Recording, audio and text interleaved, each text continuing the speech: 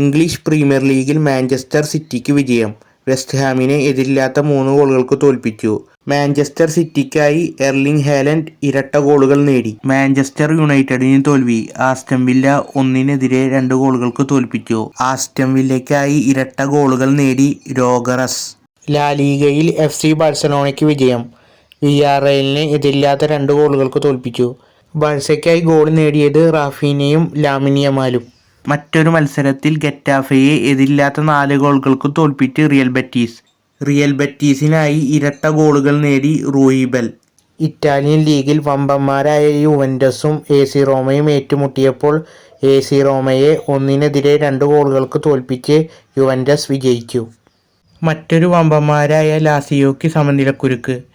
ക്രിമോനസ് goal രഹിത സമനിലയിൽ ലാസിയോയെ തളച്ചു. കാൽഗിരി pizza പോരാട്ടം 2-2 സമനിലയിൽ അവസാനിച്ചു. ബുണ്ടസ് ലീഗയിൽ ബയേൺ മ്യൂണിക്കിന് വിജയം. എറ്റിഹാദിനെ ഗോൾ മഴയിൽ മുക്കി ബയേൺ മ്യൂണിക്ക്.